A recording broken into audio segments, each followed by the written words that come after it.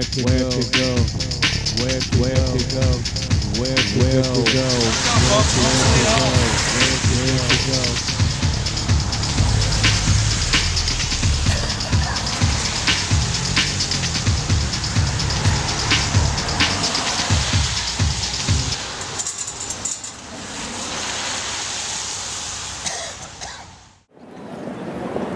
The technology has allowed us to rapidly pass information and educate ourselves and watch live streams. My friend Vlad started the Global Revolution live stream network, which if there's a active resistance going on pretty much at this point anywhere in the world today, you can go to Global Revolution live stream network and see it right there being live streamed, because he's developed a network of live streamers everywhere.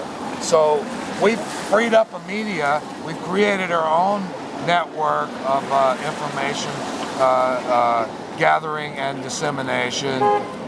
We have active resistance going on all over the country. I'm real happy that, because I didn't think that anything like this was going to develop during my lifetime.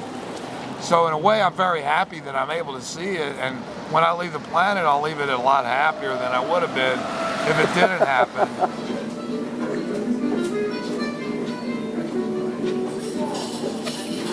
Like one of the examples of what the yippies did, which was a forerunner to Anonymous, who's become a big associated with Occupy Wall Street, is the yippies had a connection inside the phone company. And the yippies put out a newspaper. It was called Yipster Times, and it became later called Overthrow. In fact, right here where I'm sitting was the office for the newspaper at one point in time. Well, this guy, every year, there was a formula that you could use to take the phone numbers from major corporations and figure out what their credit card numbers were. And they would put out the formula like once a year in the paper, and people knew that that paper would be coming out on a certain day. I think it was in January 2nd or sometime in January. And there would be a line coming out of here all the way around the block of people waiting to buy the newspaper, because people, if you got that, and it's back in the days of payphones, if you had an arrangement with the other people that if they came to say, well, who made you this call? You go, I don't know, it's just like a wrong number. You could call your friends and have long distance conversations and plot yippie meetings and here or there, and everybody did it.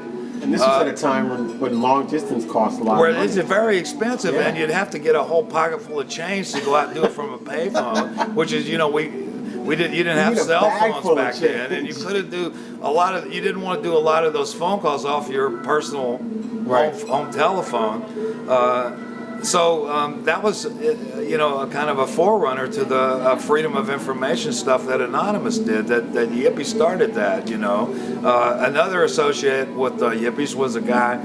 They called him Captain Crunch. He was the first real hacker, or the first person to get notoriety. He found out that there was a whistle in Captain Crunch cereal boxes that copied the tones for long distance phone calls. So if you pick up a payphone and blow the whistle in the phone, you could call anywhere in the world for free. In a way, it's very OWS is kind of progression from Yippie, but I say there's a lot of differences. I don't think the Yippies were under as much police repression, except maybe in Chicago, as OWS was, and Yippies were much more prone to, kind of throwing stuff at cops and, kind of going over the line with things than OWS. Well, OWS was, let's be friends with the cops and sit down and let them beat us up and go to jail, So I think OWS suffered a lot more out in your face police repression, although in Chicago, I couldn't really compare anything to what they did to the people, Abby and the people that were from this organization who were organizing anti-war protests in Chicago. How did you get to be homeless? I lost my last job. I was working for a radical lawyer, and he got indicted for tax evasion. And he's having to spend so much money on his lawyers that he couldn't afford to keep me working for him anymore.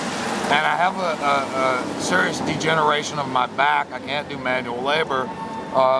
In fact, I'm finding myself in the situation with a lot of veterans from the Vietnam era, is that we lose our jobs at 50, 60. We're not going to get another job. It takes years for them to figure out whether they're going to give you any kind of a disability.